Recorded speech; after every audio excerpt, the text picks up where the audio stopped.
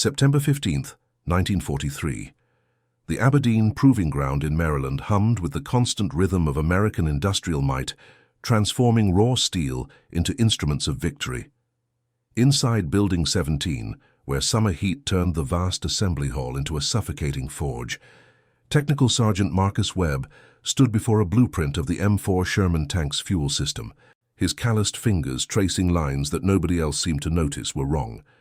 The other engineers believed they had solved every problem, that their modifications were ready for mass production, that thousands of these machines would roll off assembly lines and carry American boys to victory across Europe and the Pacific.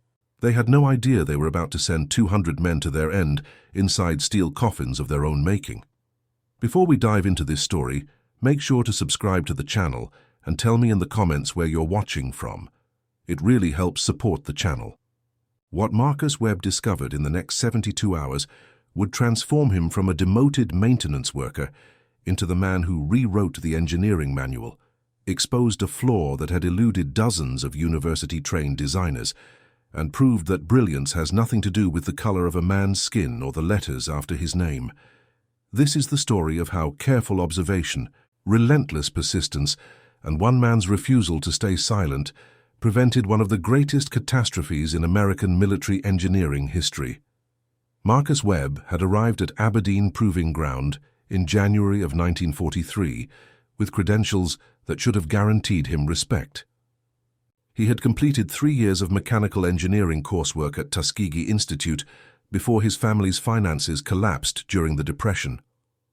For 8 years after leaving school, he had worked in automotive repair shops throughout Alabama and Georgia, developing an intuitive understanding of engines, fuel systems, and mechanical tolerances that no classroom could teach. His letters of recommendation from shop owners praised his diagnostic abilities, his methodical approach to complex problems, and his uncanny talent for identifying failures before they occurred. The Army had recruited him specifically for his expertise.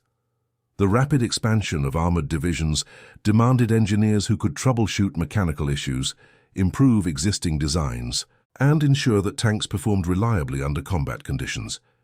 Marcus had scored in the top 5% on the Army's mechanical aptitude examination. His interviewing officer, Captain James Hartley, had personally vouched for his technical competence. Everything suggested that Marcus would become a valued member of the engineering team developing improvements to America's armored fighting vehicles. Reality proved far different from those early promises. Marcus was assigned to the Propulsion and Fuel Systems Division, a sprawling department housed in 3 connected buildings at the western edge of the proving ground. The division employed over 300 personnel, including 68 engineers with university degrees, 42 technical specialists, and dozens of machinists, welders, and support staff. The work focused on enhancing the reliability, range, and performance of American tank engines and fuel delivery systems. Projects ranged from redesigning fuel pumps to developing new filtration systems to improving the layout of fuel lines within increasingly cramped hull spaces. From his first day, Marcus encountered resistance that had nothing to do with his technical abilities. The division's chief engineer, Colonel Theodore Brennan, was a West Point graduate with a degree in mechanical engineering from MIT. He ran his department with military precision and academic hierarchy. Engineers with advanced degrees occupied the upper tier, technical specialists formed the middle layer, and everyone else existed to support their work. Colonel Brennan made it clear that while the Army might require him to accept personnel regardless of background, he would determine assignments based on what he called proper qualifications. Marcus found himself assigned not to an engineering team, but to the maintenance and testing crew. His job involved checking fuel line connections, after modifications, cleaning components, preparing equipment for demonstrations, and performing routine inspections. The work required mechanical knowledge, but offered no opportunity to contribute to design decisions or participate in problem-solving discussions. When Marcus attempted to share observations about fuel system behavior during testing, the lead engineers dismissed his input as maintenance worker commentary that lacked theoretical foundation. The other black servicemen at Aberdeen, there were 43 among the thousands stationed there, faced similar barriers. They worked as drivers, loaders, maintenance crew, kitchen staff, and laborers. A handful had technical skills that went unused. They ate in separate facilities, slept in separate barracks, and understood that the fight for democracy abroad did not extend to equality at home. Marcus had known what to expect. His father had served in the army during the Great War and returned with stories about the gap between American ideals and American reality. Still, knowing what to expect and experiencing it daily were different things. For 8 months, Marcus performed his assigned duties without complaint. He cleaned fuel injectors, inspected pump housings, and torqued countless bolts to specification. He watched engineers debate modifications, observed testing procedures, and absorbed everything he could about how decisions were made and problems were solved. He took notes in a worn leather journal, sketching designs, recording test results, and noting patterns that others seemed to miss. His supervisors considered him quiet, competent, and appropriately deferential. They had no idea he was conducting his own comprehensive analysis of every system he touched. The M4 Sherman tank had become the backbone of American armored forces. By September 1943, American factories were producing over 2,000 Shermans per month, an industrial achievement unmatched by any nation in history. The tank featured a powerful 400 horsepower radial engine, sloped armor, that provided decent protection against most threats, a reliable 75mm main gun, and mechanical systems designed for ease of maintenance and repair. It could reach speeds of 30 miles per hour on roads, carry a crew of 5, and operate for roughly 120 miles before refueling. But the Sherman had a problem that everyone knew about and nobody had solved. It caught fire far too easily when struck by enemy rounds. American tankers had begun calling it the Ronson, after the cigarette lighter company whose slogan promised it lights every time. British crews called it the Tommy Cooker. The grim humor masked genuine terror. Armor-piercing rounds that penetrated the Sherman's hull almost invariably ignited the fuel or ammunition, transforming the interior into an inferno within seconds. Crews who survived the initial penetration had perhaps 10 seconds to escape before the fire consumed them. Many didn't make it. The Army's response was to develop the M4A3, a modified Sherman variant that would address the fire vulnerability through improved fuel system design and better ammunition storage. The Propulsion and Fuel Systems Division at Aberdeen had primary responsibility for redesigning how fuel moved from the tanks mounted at the rear of the hull to the engine. The goal was to minimize the amount of fuel-soaked components, reduce leak points, improve fire suppression capability, and ensure that any breach of the fuel system would not immediately create catastrophic fires. The division's engineers approached the problem with sophisticated theoretical analysis. They calculated fuel pressure requirements, modeled flow dynamics, designed new pump housings with improved sealing, and developed a revised fuel line routing that supposedly reduced vulnerability. By August 1943, they had completed their modifications and begun testing prototypes. Colonel Brennan confidently predicted that the new system would reduce post-penetration fires by at least 60%. The modifications were approved for immediate incorporation into production, with the first improved tanks scheduled to reach combat units by December. Marcus had been involved in the testing as part of the maintenance crew. His job was to ensure all connections were properly secured, check for leaks after test runs, and prepare each prototype for the next evaluation. It was during this routine work that he first noticed the problem. After a series of engine tests that simulated combat conditions, rapid acceleration, sudden stops, sharp turns, sustained high-speed operation, Marcus observed fuel residue accumulating in places it shouldn't be. Tiny amounts, barely visible, but present nonetheless. The fuel was weeping through connections that appeared properly sealed. He mentioned it to the test supervisor, a technical specialist named Dennis Morton.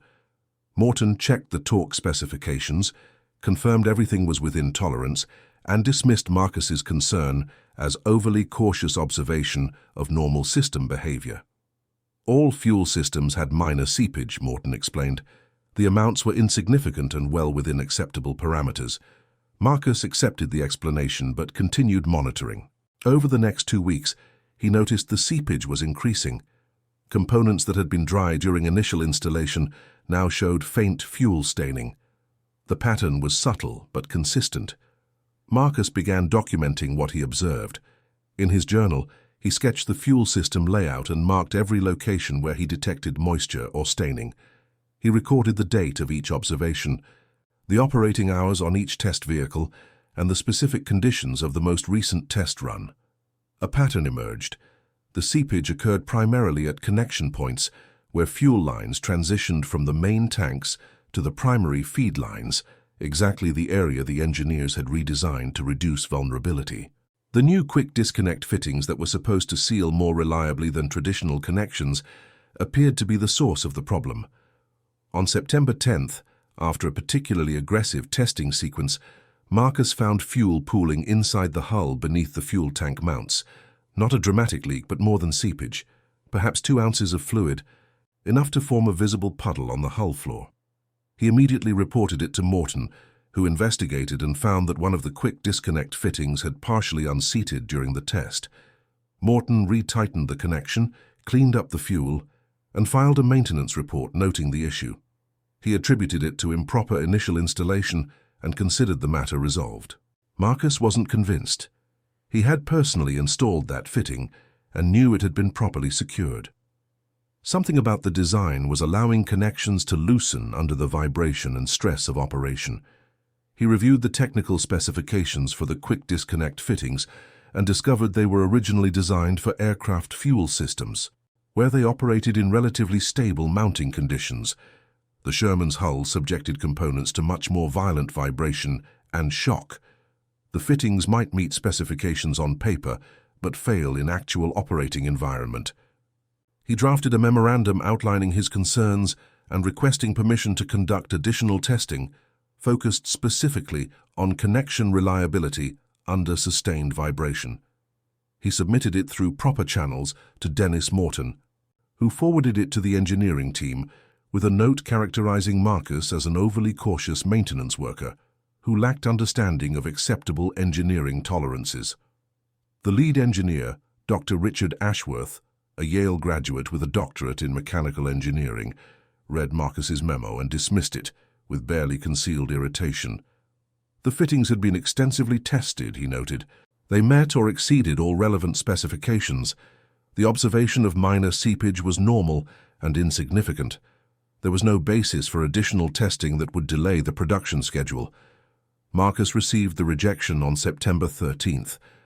That same afternoon, he witnessed something that transformed his concern into genuine alarm. A test Sherman was running through a simulated combat scenario that included crossing rough terrain at high speed. Marcus was observing from the maintenance bay when the tank returned. As the crew shut down the engine, he noticed liquid dripping from beneath the hull. He immediately investigated and found fuel streaming from multiple connection points in the fuel feed system. The violent bouncing had loosened at least 4 different fittings, creating active leaks that would have filled the hull with fuel vapor within minutes if the tank had continued operating. He called for Morton, who arrived and stared at the dripping fuel with an expression somewhere between concern and denial. Morton checked each fitting and found them all still within torque specification, yet they were clearly leaking. The quick disconnect design allowed the connections to remain nominally secure while actually permitting fuel to escape around imperfect seals. Morton ordered the tank removed from the testing schedule and instructed Marcus to replace all the affected fittings.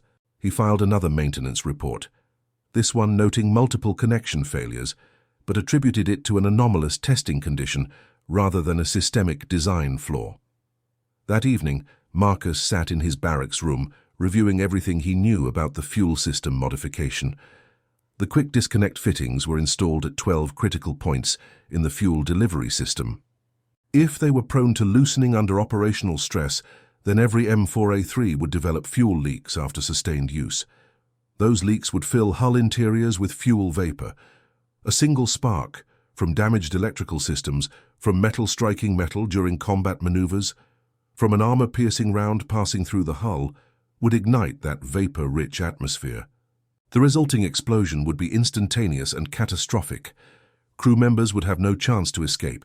The Army planned to retrofit approximately 600 Shermans with the new fuel system by the end of October.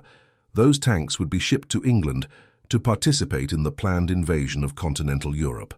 If Marcus was correct, the modification designed to save lives would instead doom hundreds of tankers to an even more horrific fate than the fires everyone feared.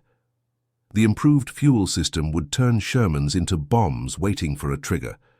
He had to convince someone who had the authority to halt production. But he was a black maintenance worker who had been explicitly told to stay in his lane. His previous attempts to raise concerns had been dismissed as unsophisticated worrying from someone who didn't understand engineering principles.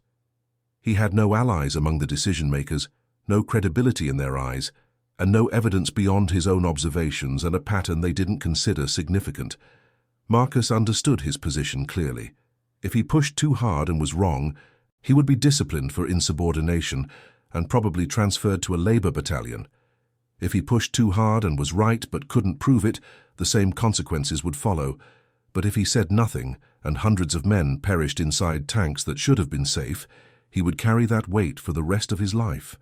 The choice, when he framed it that way, was no choice at all. On the morning of September 15th, Marcus arrived at Building 17 an hour before his shift began. He had spent most of the night developing a testing protocol that would definitively prove or disprove his theory about the quick disconnect fittings. He needed access to a test vehicle, instrumentation to measure fuel vapor concentration inside the hull, and permission to conduct vibration testing that matched realistic combat conditions. He knew that requesting such resources through normal channels would result in another rejection. He needed to find someone who would listen before dismissing his concerns as unqualified speculation. Captain James Hartley, the officer who had recruited Marcus 9 months earlier, maintained an office in Building 12. Hartley had little direct involvement with the fuel system project, but served as liaison between the engineering divisions and combat arms officers who would eventually use their designs. He was known as fair-minded and willing to hear unconventional perspectives. Marcus had spoken with him only twice since arriving at Aberdeen, but Hartley had seemed genuinely interested in Marcus's engineering background and had expressed disappointment that his talents weren't being fully utilized. Marcus walked to Building 12 carrying his journal and a folder containing every maintenance report related to fuel system issues over the past 2 months. Hartley's secretary, a middle-aged corporal named Sullivan, asked his business. Marcus explained he needed to discuss an urgent safety matter related to the M4A3 modifications. Sullivan disappeared into Hartley's office and returned a minute later with an expression suggesting he expected Marcus to be wasting the captain's time. Hartley would see him, Sullivan said, but only briefly. Captain Hartley sat behind a desk covered with technical reports and memoranda. He was 32 years old, a University of Michigan engineering graduate who had joined the Army after Pearl Harbor. His reputation suggested competence tempered by awareness of his own limitations. He respected expertise regardless of its source and valued practical results over theoretical elegance. He gestured for Marcus to sit and asked what urgent safety matter required his attention. Marcus laid out his case methodically. He described his observations of fuel seepage, the pattern of increasing leakage over time, the incident where multiple fittings failed simultaneously, and his analysis suggesting the quick disconnect design was fundamentally unsuitable for the vibration environment inside a Sherman hull. He showed Hartley his journal sketches and the maintenance reports documenting each incident. He explained that the current testing protocol focused on system performance but didn't adequately evaluate long-term reliability under realistic combat conditions. He concluded by stating his belief that the modified fuel system would create catastrophic explosion risks that would result in crew casualties far exceeding current fire-related losses. Hartley listened without interrupting. When Marcus finished, he asked several pointed questions about torque specifications, sealing mechanisms, and the specific nature of the fitting failures. His questions demonstrated technical understanding and genuine engagement with the problem. Finally, he leaned back in his chair and studied Marcus with an expression that mixed concern with calculation. The captain said he appreciated Marcus bringing this to his attention. However, he noted, Dr. Ashworth and his engineering team had extensive credentials and experience. They had tested the modified system thoroughly and declared it safe for production. Marcus's concerns, while conscientiously presented, represented the perspective of a maintenance worker observing surface-level symptoms without access to the underlying engineering analysis that had already addressed these issues. Was Marcus certain he wasn't misinterpreting normal system behavior as a critical flaw? Marcus met Hartley's gaze directly. He said he understood how his concerns might appear to university-trained engineers. He acknowledged his lack of formal credentials. But he also knew what he had observed, and he understood fuel system behavior well enough to recognize when something was fundamentally wrong. The quick disconnect fittings were failing, not because of improper installation or anomalous conditions, but because their design couldn't handle the operational environment. Every hour those fittings operated, they loosened incrementally. Eventually, they would fail completely. When they did, fuel vapor would saturate the hull interior. The first spark would turn the tank into a tomb. He then said something that surprised both of them.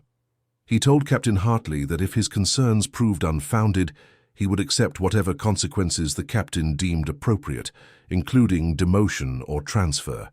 But he requested permission to conduct one definitive test that would settle the matter. Give him access to a test vehicle for 8 hours, he said. Let him subject it to sustained vibration testing while monitoring fuel vapor levels inside the hull. If the vapor concentration remained within safe limits throughout the test, he would withdraw his objections and never raise the issue again. But if the vapor reached dangerous levels, and Marcus believed it would, then they would have clear evidence that production needed to halt until the design was corrected. Hartley considered the proposal for a long moment.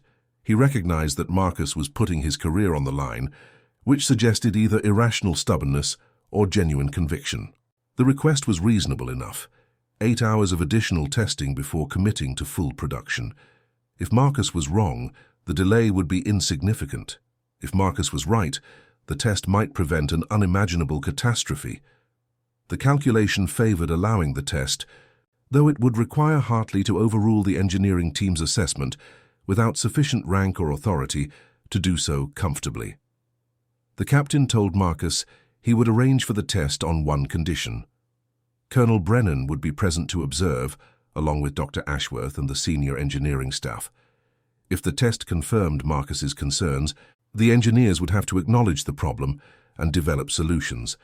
But if the test showed the system was safe, Marcus would accept that judgment and return to his normal duties without further objection. Marcus agreed immediately. Hartley picked up his telephone and began making calls. By noon, everything was arranged. Our test Sherman would be available in the Vehicle Dynamics Testing Facility at 0600 the following morning. The facility included a sophisticated platform that could simulate the vibrations and shocks of cross-country movement while the vehicle remained stationary. Instrumentation would monitor fuel vapor concentration at 6 points inside the hull throughout the test. Colonel Brennan, Dr. Ashworth and 3 other senior engineers would observe. Captain Hartley would supervise to ensure proper protocol. Marcus would have his 8 hours to prove his case. That afternoon and evening, Marcus prepared obsessively. He reviewed the specifications for the vapor monitoring equipment, confirmed the test platform could replicate the full range of vibrations a Sherman would experience in combat, and planned a testing sequence that would subject the fuel system to increasingly severe stress. He barely slept that night, lying in his bunk, reviewing the test plan and considering what would happen if he was wrong. His reputation would be destroyed. The other black servicemen at Aberdeen would suffer from the perception that they overstepped their roles. He would likely spend the rest of his service performing menial labor far from anything related to engineering.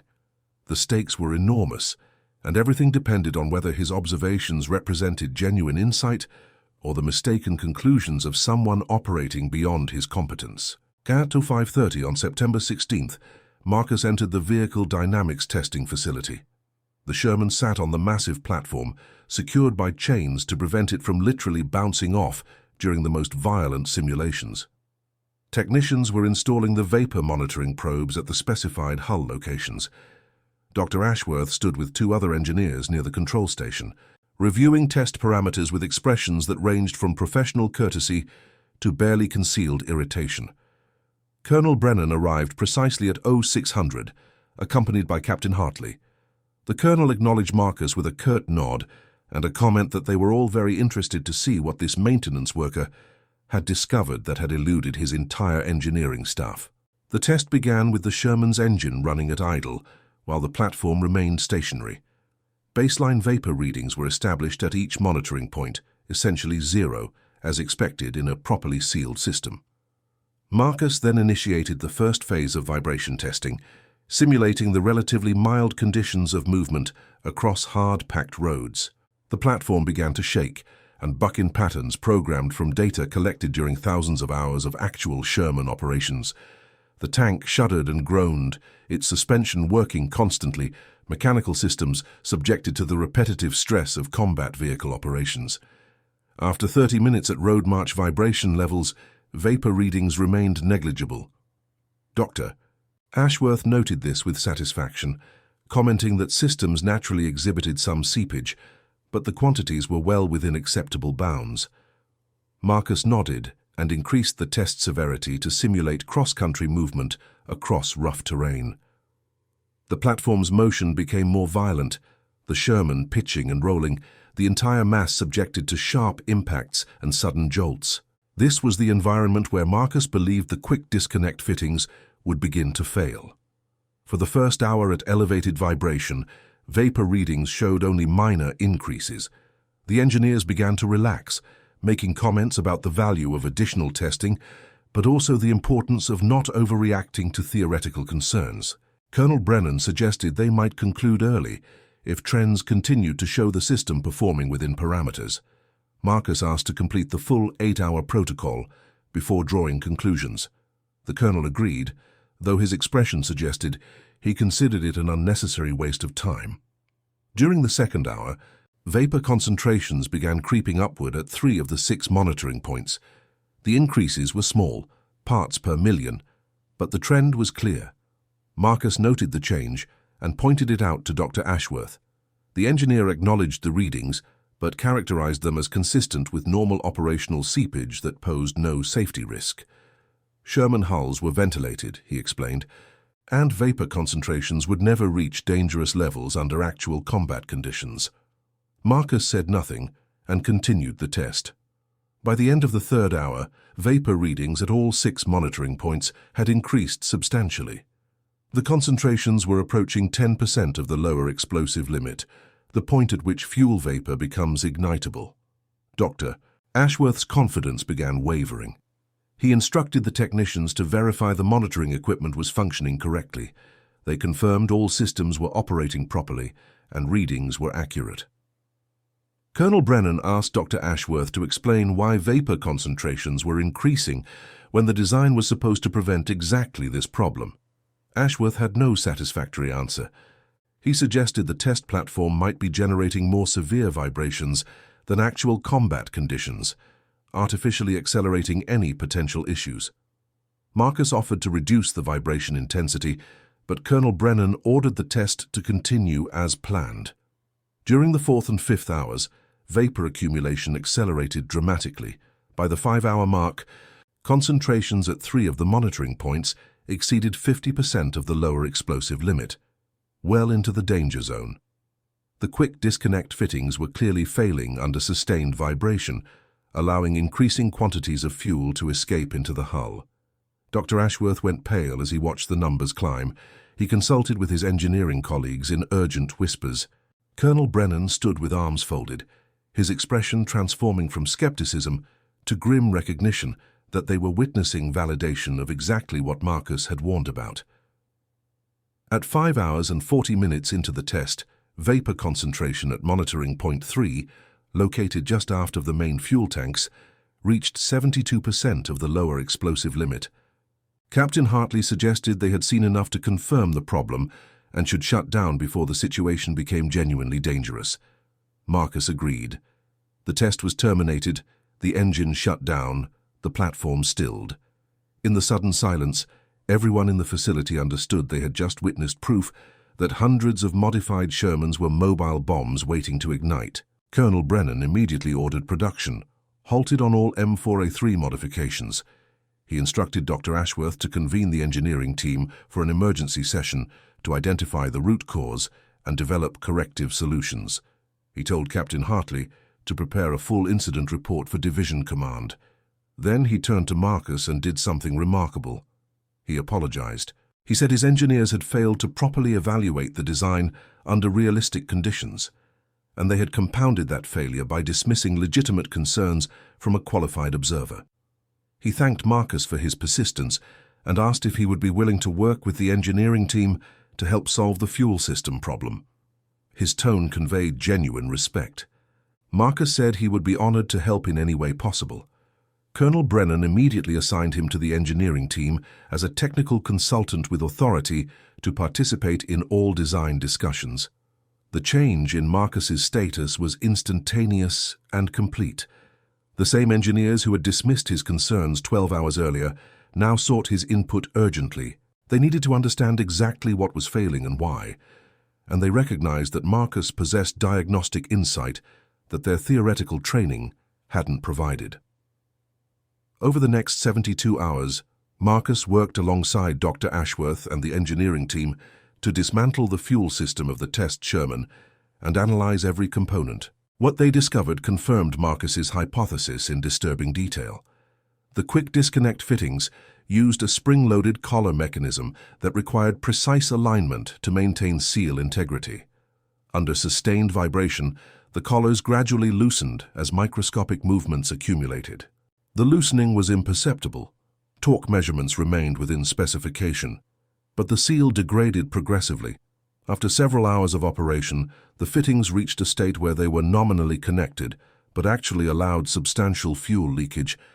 The problem was exacerbated by the location of the fittings within the hull. The engineers had positioned them at points where vibration was most severe, trying to minimize the length of fuel lines and reduce overall system vulnerability.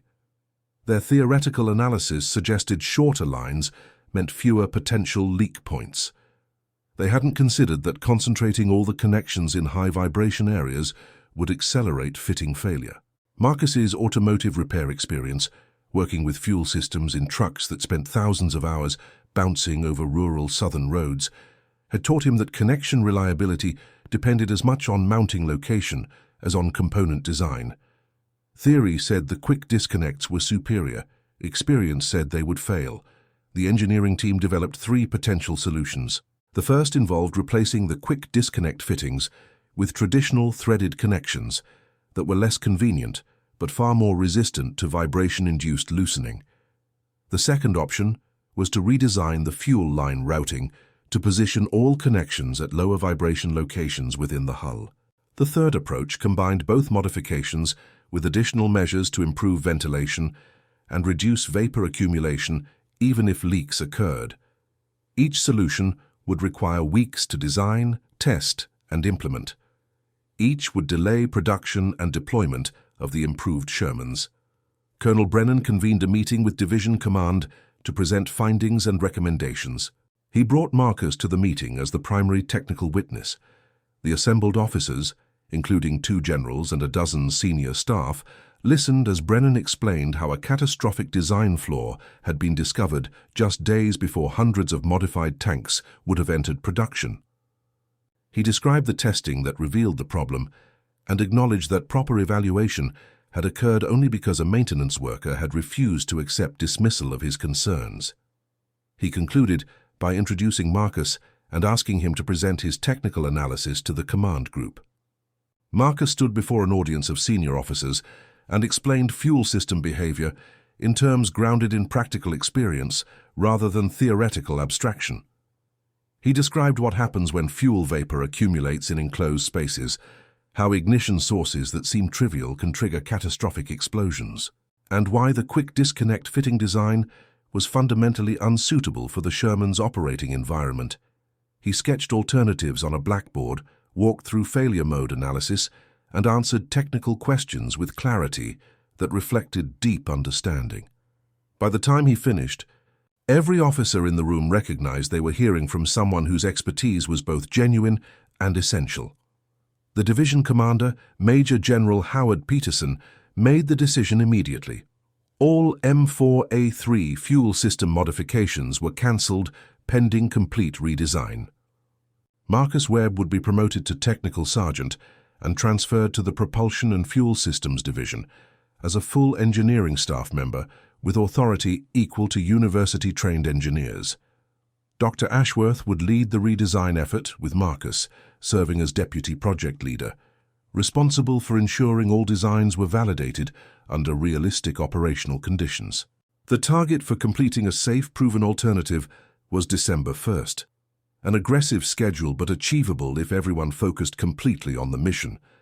General Peterson then did something unprecedented. He issued a division-wide memorandum acknowledging that technical competence had no relationship to formal credentials or background, and that Aberdeen Proving Ground would henceforth evaluate personnel based on demonstrated capability rather than assumptions about who could and couldn't contribute to engineering excellence. He explicitly directed that qualified personnel would be assigned to positions matching their skills regardless of race. The memorandum wouldn't transform military culture overnight, but it represented an official acknowledgement that talent was being wasted through prejudice. Marcus's promotion and new assignment created ripples throughout Aberdeen. Some engineers welcomed him as a colleague who had proven himself under extraordinary circumstances. Others resented his rapid ascent and attributed it to political considerations rather than merit. Most simply watched with curiosity to see whether a maintenance worker could actually function as an engineer when given the opportunity. Marcus understood he was being evaluated constantly and that any mistake would be magnified as evidence that the promotion was unjustified. He responded by working with intense focus and methodical thoroughness that left no room for criticism. The fuel system redesign consumed the next 10 weeks. Marcus and Dr. Ashworth developed a collaborative relationship built on mutual respect and complementary skills. Ashworth brought theoretical knowledge and analytical rigor. Marcus contributed practical insight and diagnostic intuition. Together, they created a hybrid fuel system design that replaced the quick disconnect fittings with reinforced threaded connections, repositioned all joints to lower vibration hull locations, incorporated redundant sealing mechanisms, and added improved ventilation to ensure vapor couldn't accumulate even if leaks occurred. The new design was less elegant than the original, but far more robust. Testing began in early November. The redesigned system was subjected to the same 8-hour vibration protocol that had revealed the original flaw. Vapor concentrations remained below 5% of the lower explosive limit throughout the test. Extended testing over 2 weeks of continuous operation showed no degradation in seal performance. Stress testing that deliberately exceeded normal operational parameters still couldn't generate dangerous vapor accumulation. By November 28th, the engineering team unanimously agreed the new system met all safety requirements and was ready for production. The modified M4A3 entered production in mid-December 1943. By February 1944, over 1,000 Shermans equipped with the redesigned fuel system had been delivered to units training in England for the invasion of Europe. Combat reports from Normandy onward showed dramatic reduction in post-penetration fires. Tanks that took hits continued to suffer casualties, but the catastrophic explosions that had characterized earlier models became far less common. Crew survival rates improved measurably. Tankers noticed the difference immediately, and word spread that the new Shermans were substantially safer than earlier variants. Nobody outside the engineering community knew the full story of how close the Army had come to deploying fundamentally flawed tanks that would have turned minor hits into crew-killing explosions. The official reports credited the Propulsion and Fuel Systems Division with developing an improved design through rigorous testing and analysis. Marcus's role was mentioned in technical documentation, but not in public communications. He didn't mind. He had never sought recognition. He had simply refused to stay silent when he knew something was wrong. Marcus remained at Aberdeen for the duration of the conflict, working on numerous projects related to armored vehicle propulsion and fuel systems.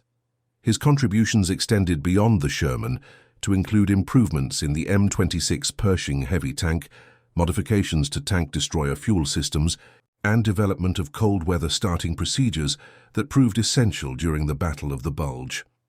Other black engineers and technical specialists gradually joined the division as General Peterson's memorandum created opportunities that had previously been closed. By the conflict's end, Aberdeen employed over 200 black technical personnel in engineering and specialized roles. In June 1945, Marcus received the Legion of Merit for exceptionally meritorious conduct in the performance of outstanding services. The citation specifically noted his discovery of critical safety deficiencies in armored vehicle fuel systems and his essential contributions to developing solutions that saved numerous American lives. The medal was presented by General Peterson in a ceremony attended by the entire Propulsion and Fuel Systems Division. Colonel Brennan spoke briefly, acknowledging that the division's greatest achievement during his command was learning to recognize expertise regardless of where it came from. After the conflict ended, Marcus faced a choice about his future. The Army offered him a permanent position at Aberdeen as a civilian engineer. Several automotive manufacturers, learning of his reputation, extended employment offers. He had proven himself capable of functioning at the highest levels of mechanical engineering, despite lacking a formal degree. He could have built a comfortable career on that foundation, but Marcus chose to return to Tuskegee Institute to complete his engineering degree. He had left school 12 years earlier because his family couldn't afford tuition. Now, with GI Bill benefits and savings from his military service, he could finish what he had started. More importantly, he wanted to demonstrate that his success at Aberdeen wasn't an anomaly or exception. He wanted to earn the credentials that would allow him to mentor other young black engineers and prove that with opportunity and determination, there were no limits to what they could achieve. Marcus graduated from Tuskegee in 1948 with highest honors. His senior thesis analyzed mechanical failure modes in automotive fuel systems under extreme operational conditions. His faculty advisor noted that Marcus approached engineering problems with unusual maturity and insight that reflected experience no classroom could provide. He received multiple job offers from leading engineering firms and accepted a position with Chrysler Corporation, where he spent 32 years developing fuel system designs for military and civilian vehicles. Throughout his career, Marcus maintained connections with other Aberdeen veterans. He learned that approximately 600 M4A3 tanks with the original flawed fuel system had been scheduled for production before his testing revealed the problem. Each tank carried a crew of 5. If those tanks had deployed to combat with fuel systems that would have failed catastrophically under operational stress, the resulting casualties could have exceeded 2,000 men, an entire armored division's worth of tankers.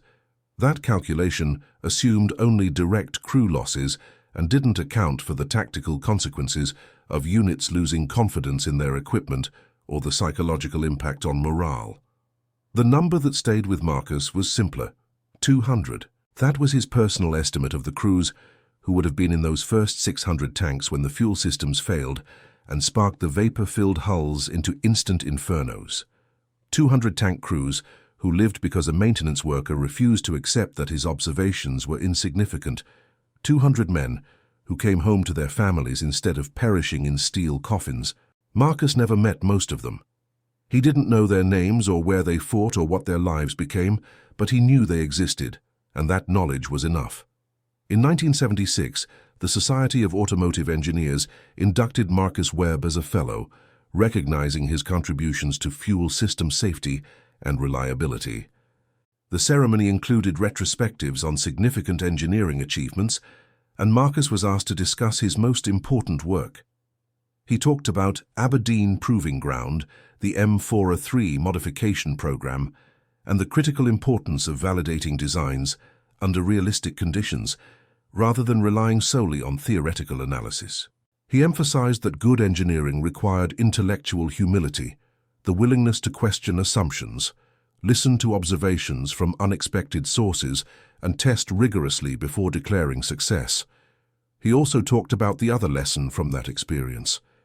Engineering excellence, he said, had nothing to do with credentials or background or the color of anyone's skin. It emerged from careful observation, logical analysis, practical knowledge, and the courage to speak up when something was wrong. The biggest waste in American engineering wasn't material resources or manufacturing capacity. It was human talent dismissed, because it didn't fit preconceptions about who could and couldn't contribute. Aberdeen Proving Ground had almost deployed fatally flawed tanks because qualified observers were ignored based on their job titles rather than evaluated on their insights. That waste of human potential, Marcus believed, was the real tragedy his story illustrated. After Marcus retired from Chrysler in 1980, he returned to Tuskegee as a visiting professor, teaching mechanical engineering design and mentoring students who faced barriers similar to those he had encountered. He emphasized that technical competence was only part of engineering excellence. The other essential component was moral courage, the willingness to accept personal risk to do what was right. Engineering wasn't just about designing systems that worked. It was about accepting responsibility for ensuring those systems were safe, even when that responsibility required challenging authority and betting your career on your convictions. Marcus Webb passed away in 2003 at the age of 86. His obituary in the engineering press noted his distinguished career and his contributions to fuel system safety. The fuller story, the one about how a demoted black maintenance worker saved 200 tank crews from certain doom by refusing to stay silent about a flaw that university-trained engineers had missed, was known mainly to Aberdeen veterans and historians who studied American armored vehicle development. It never became widely famous because Marcus never sought fame.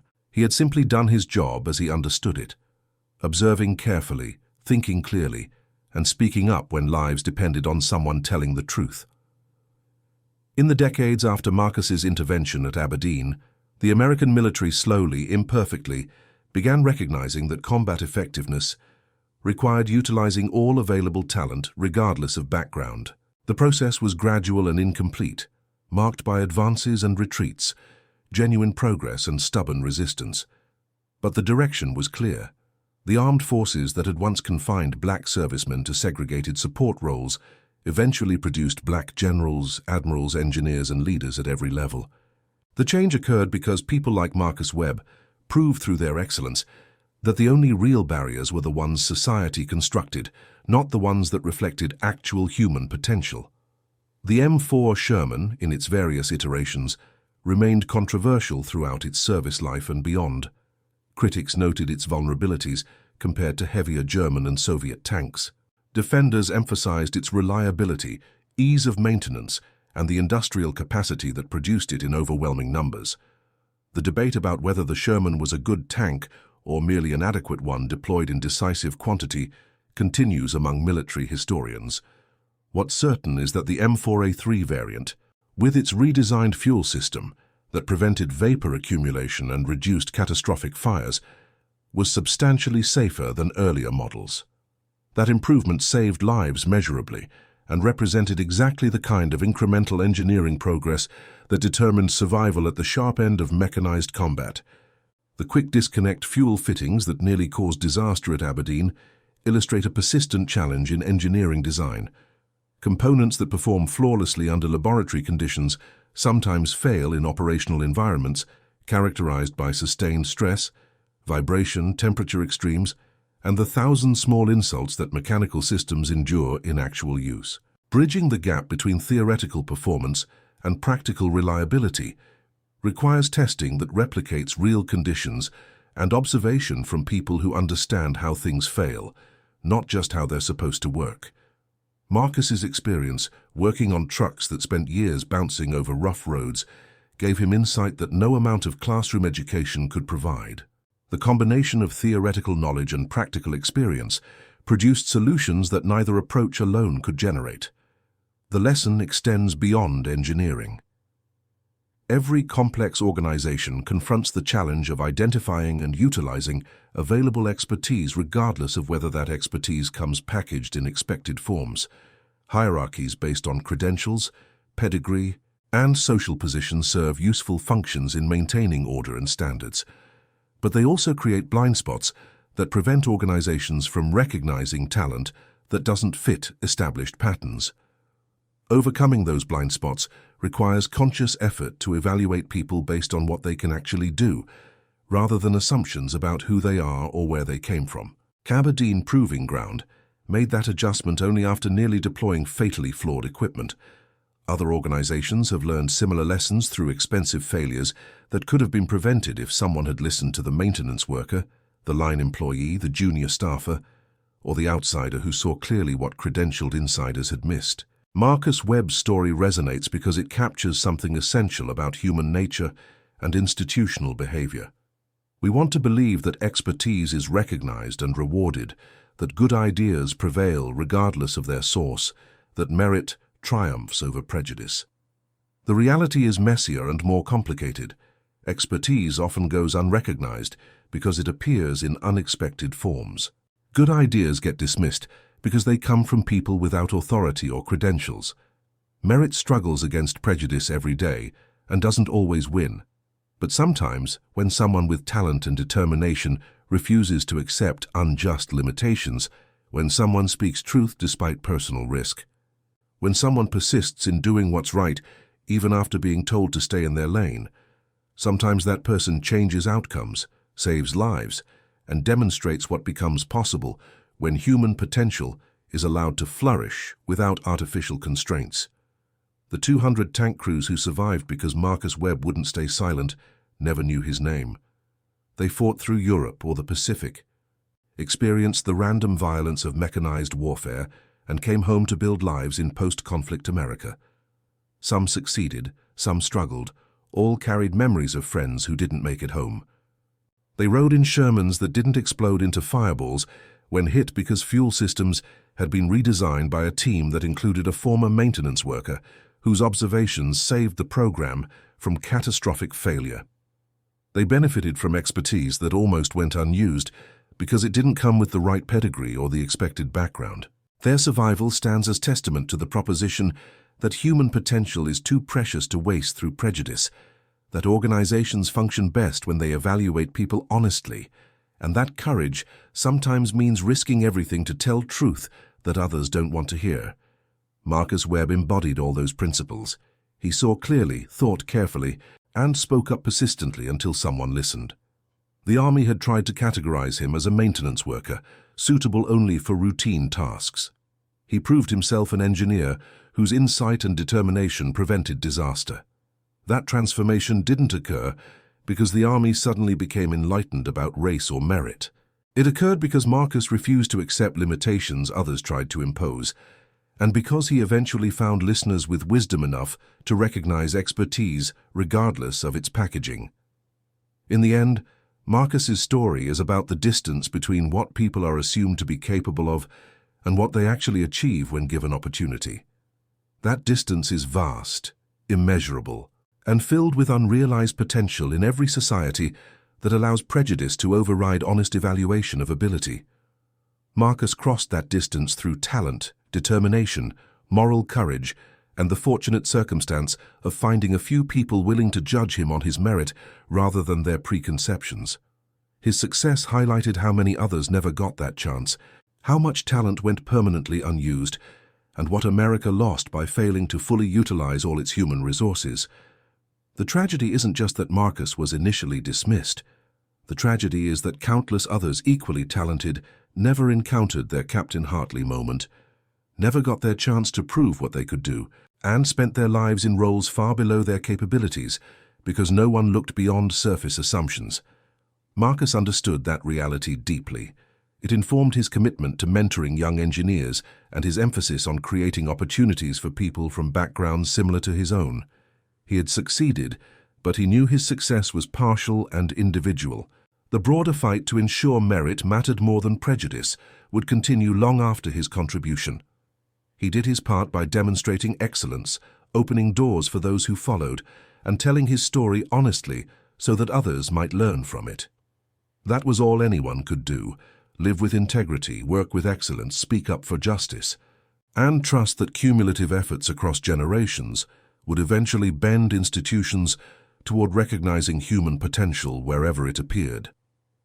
The Sherman tanks that rolled off American assembly lines in late 1944 and early 1945 carried fuel systems designed by a team that included Marcus Webb. Those tanks performed as intended, bringing crews home more often than earlier models had managed, contributing to victory through reliability and safety as much as through firepower or armor. The engineers who created those systems did excellent work under demanding conditions. Among them was a man who had been told he was too slow, unsuited for technical work, properly confined to maintenance duties. He proved the assessments wrong not through anger or resentment, but through persistence, competence, and courage.